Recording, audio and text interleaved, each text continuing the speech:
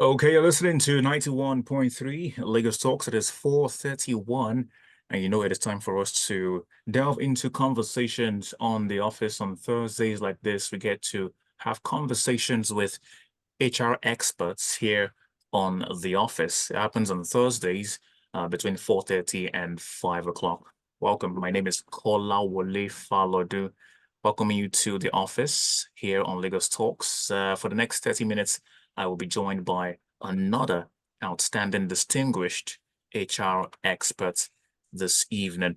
And today's topic will be a phrase. It's if you don't train them, don't blame them. That's a phrase in itself, but that's going to inform our conversation this evening. And our guest is FCIPM, is a managing partner, D. Babs Associates. He is an alumnus of the University of Ibadan and holds a master's degree in industrial and labor relations from the Department of Sociology, with over 35 years post-qualification experience. I'm going to enjoy this conversation because I'm also a product of such a department. He is someone who will definitely get some value from. He's a fellow of the Chartered Institute of Personnel Management of Nigeria, CIPM, and the Nigerian Institute of Training and Development, NITAD, as well as Institute of Human Resource Management in Kenya. He has attended and participated in various local and foreign leadership trainings and conferences, including IFTDO and SHRM, etc. The name list is endless, actually. He was the chairman, CIPM Annual National Conference Planning Committee back in 2013, and Oyo State CIPM branch chairman, where he won Outstanding Best Branch Award for 3 consecutive years. That's between 2006 and 2009. His HR and general management experience covers HR management and policy development, talent sourcing management, succession management, leadership development, change management, and transformation. He is versatile in corporate planning, strategy, and performance management. Our guest has it all together with himself with decades of experience. Of course, you know that The Office is proudly brought to you by the Chartered Institute of Personnel Management of Nigeria, CIPM, and Lagos Talks 91.3. Join me in welcoming our guest this evening. He is Dr. Akinwande Akinpelu, FCIPM, Managing Partner, D. Babs Associates. Good to have you join us this evening, sir. How are you doing, Doctor? Thank you, Kolawole. It's nice to be here. All right. Let me probably apologize by saying I'm not a doctor. I'm not yet a doctor. Okay. I'm Mr. Okay. Akinpelu. That is noted. That is noted. Thank you. All right. I mean, I saw sociology in your profile, and I'm super excited because I'm also a product of such a department, so when we begin to speak our sociological terms and theories, I hope people won't get lost in the mix. I trust. Thank you. All right, interesting. So today's conversation is about training. I mean, HR in itself, when you think about the HR department, they do a lot of things, including training and retraining. So that leads us to our first question. How would you define the concept, if you don't train them, don't blame them? What does that mean? Well, thank you very much. And I'm happy with the way we are starting. We are not talking sociology today. We're talking about human resource management. And of course, that's not far from sociology, which is the study of human and society. The phrase, if you don't blame them, if you don't train them, you don't blame them. Basically, I would say it's not far from the traditional idiomatic expression of this game and blame, shame and blame game stuff. Training, as we all know, is about developing human capacity in the workplace, be it organized private sector, public sector, SME, So we are talking about how do you enhance capacity of your workforce? How do you specifically set goals to improve their capability, their capacity, which ultimately will lead to productivity and performance, and ultimately profitability. So the phrase, if you don't train them, you don't blame them, meaning that if you don't develop them, if you don't empower their capability, if you don't support their competency, then you do not have to blame them if their productivity and their performance is not forthcoming. That is just basically or simply simple way I can explain that concept. Okay, interesting. So let's talk about this as well. You've done a lot of years in this whole training and retraining part of human resource management.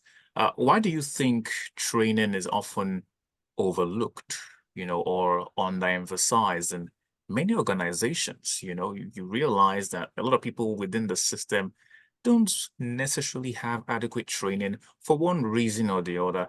Do you think there's an element in truth in that assertion? And if it's so, why is it so? From my years of experience, and as you have rightly said at the beginning, human resource management is very broad. What we do in HR is not just about training. Maybe for general overview, we may want to look at what HR is all about. HR is about strategic planning and resourcing. It's about talent acquisition and development, under which learning, training, and development comes. HRM equally covers compensation and benefits, employee relations, employer-employee relations, and so on. But basically, to answer your question, many people underestimate or ignore relevance of learning, training, and development because they do not know the importance of training. We do not understand or appreciate the importance of training. And when we talk about training, what comes to the mind of people is probably sending them to Unilag, sending them to Lagos Business School and so on to acquire additional degree. No. Training, as I said earlier, is basically a process of acquiring and developing skills, knowledge, attitude. I emphasize the word attitude. Okay, so it's not just about acquiring knowledge, skills. It is about even remodeling and giving opportunity to employee to strengthen their skills, to boost their morale, and ultimately improve their performance. Many underestimate training, maybe because of their past experience. Some employers, some CEOs will tell us they spent this much on training in the past, they have not gotten return on investment. Some will say, well, we are struggling to pay salary. Many are ignorant of what the organization stand to benefit when they train. Many are afraid that if we train them, they may eventually leave us to another competitor or to another employer. The list is endless, but I center it on probably lack of understanding of the benefits of training. Would you say it is more about the quality of trainings or perhaps the effectiveness of trainings? You can send a bunch of employees out for training programs. Perhaps there might be some gaps in the quality that they're getting. Perhaps it could be in terms of the effectiveness of the training program. where would you say the gap majorly lies in all of this? But training is a process, as I mentioned. It's not just an accident. It's a process. It starts with what we call ITN, identifying training needs, identification of training needs. Then you need to do training needs assessments. Most people that complain that they do not get value, they do not get return, are probably those who have missed these first stages. As I said earlier, it's not just about sending people out. You need to know, identify the need, specific need, the gap, the skill gap, do the skill gap analysis, then now analyze what are the options to be deployed to fill such identified skill gap. Of course, the wrong choice of training facility, the wrong choice of training consultants, wrong choice of even nomination of employees for appropriate training could amount to all this failure that we have identified or we have listed. Okay, you're listening to 91.3 Lagos Talks. This is The Office, and with me is a very esteemed gentleman, Mr. Akinwande. Akinpelu, FCIPM, is a managing partner, D. Babs Associates, and we've been talking about if you don't train them, don't blame them. And perhaps this is you know, pointing fingers at those who actually employ talents. Maybe for those who are going to be future employers of labor as well, now is the time to begin to understand what it takes to manage people and get the best out of them, which of course is within the purview of any human resource department in any organization all over the world. So we've talked about a few things, but let me reference a post, a publication on the Daily Post of a fellow of the Chartered Institute of Personnel Management of Nigeria, CIPM, in person of Abdullah Ibrahim, who has now appealed to the President of the Federal Republic of Nigeria to prevent diversion of training funds at all levels. So he's focusing on training and is concerned about diversion at all levels. Considering this, how can public and private organizations tailor their training programs to meet the diverse needs of their employees? How can we achieve this? Okay, reference to that professional colleague assertion. Yes, it is true that a lot of people divert training budgets, training funds to other overhead costs. As I said, is because they do not understand the benefits. So when they do that, they are losing so much. And to specifically answer your question, we have what we call general benefit of workforce training. When you train, when you disburse the fund as appropriate, it increases productivity and performance. Their skills are sharpened. It lowers employees' turnover. And then to leaders, specific benefit of training to management and to leaders is that it helps us to have well-qualified leadership or management team. And through that, they will be able to generate companies, robust companies policy. To those who are in private sector, who are profit-making, it will ultimately improve their sales. It will enhance their brand loyalty. It will further give them competitive advantage over their contemporaries. It will equally improve customer service standards. And of course, it builds customers' loyalty as well.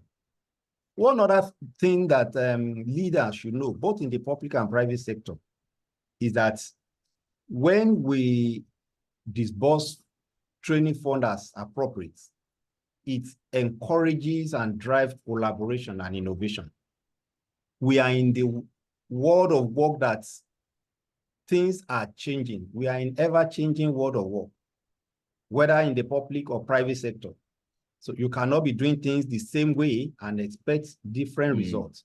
So when you disburse training, when you have robust budget for training, it helps you to build a workforce that is innovative, that is creative, that is inclusive. Don't forget again, whether in the public or private sector, the workforce now has become very complex. We have different or multi-generational device in the workforce today. Mm-hmm.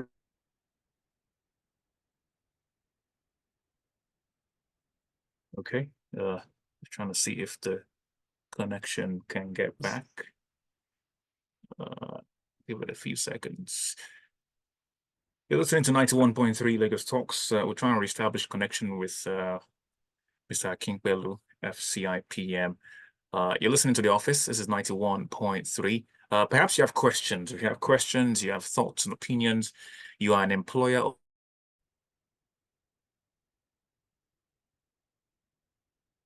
You are muted.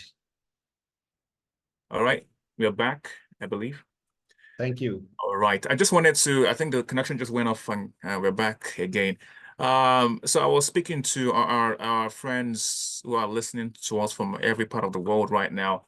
Effectiveness. I mean, you've spoken about the fears. A lot of employers of labor are scared to invest in training, perhaps because of many things, including getting return on investment, because to them it's an investment and they don't want to burn money in this very tight economic period.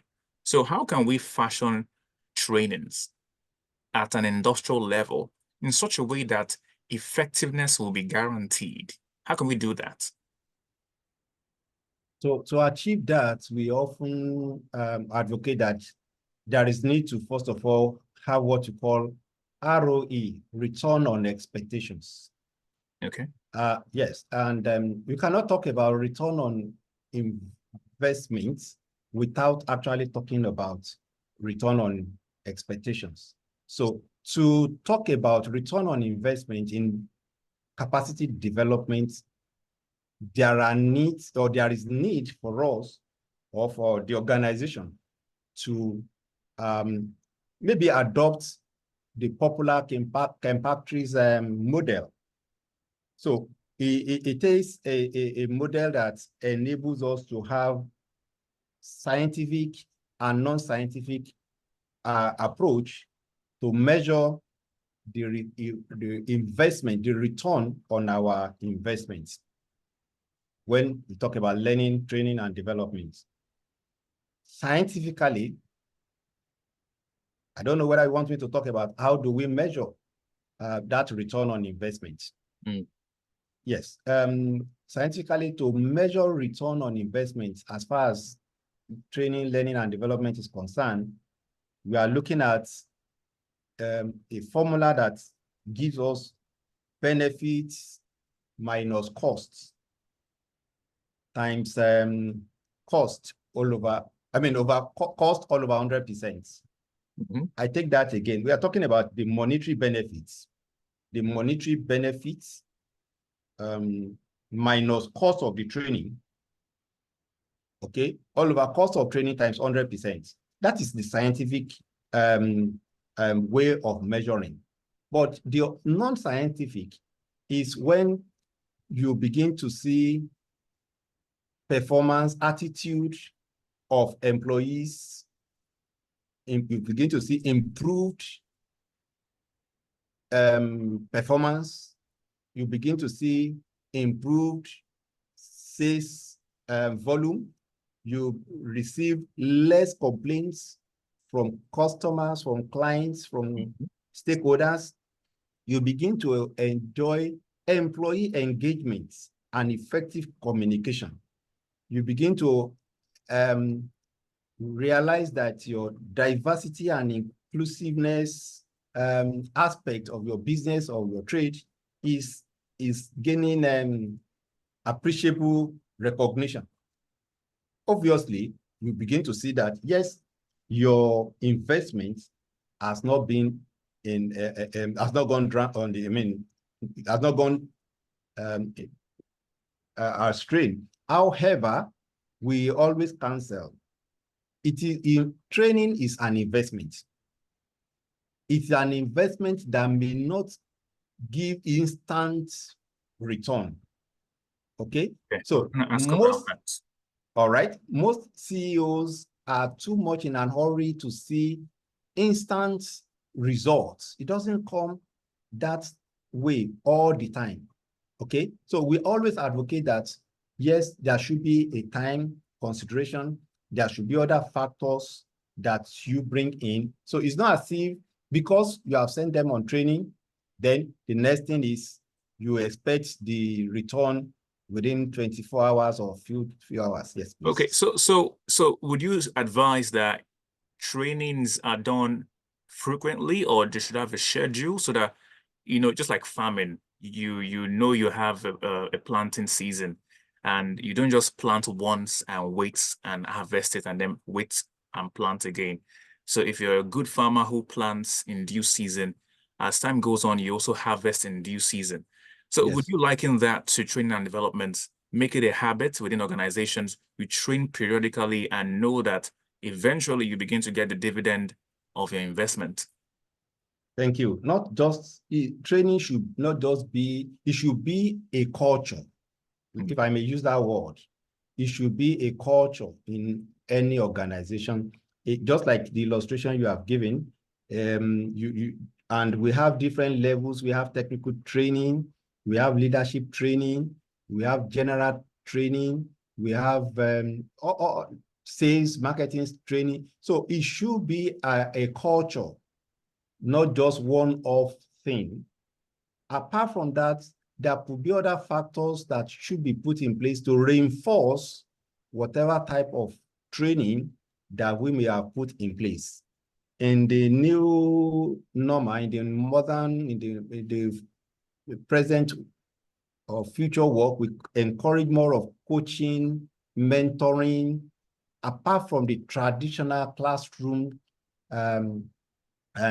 training, which we are all used to. But so haven't gone to training or whatever, we should be a kind of follow-up, reinforcement.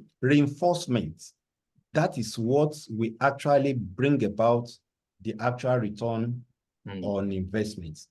Okay, all right, let's wrap it up. I mean, you've answered a couple of more questions I will have pushed across to you. I've asked you about what advice you'd have for leaders and managers, but I think your response also answers that quite well.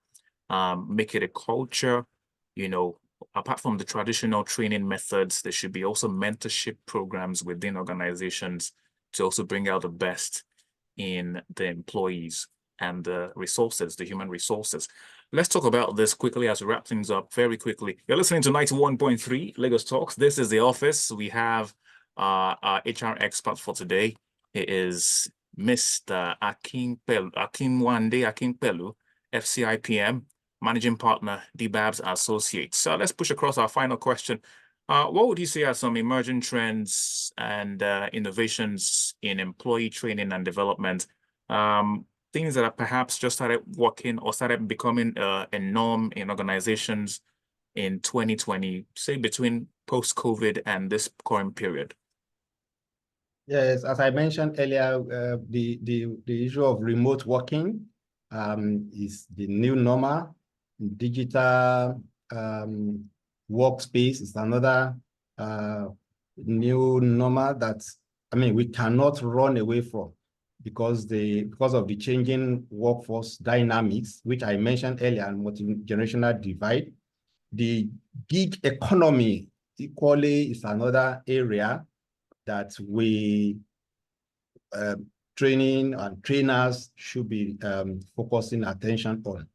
And to wrap it up, the last question you asked before this, it is important for business leaders too to patronize, recognize training institutes, institutions, and facilities, not just sending the employees to anywhere and as a way of creating food for the boys. our own institute, Chartered Institute of Personnel Management of Nigeria, is noted and reputed for quality training platform across sector, across ages.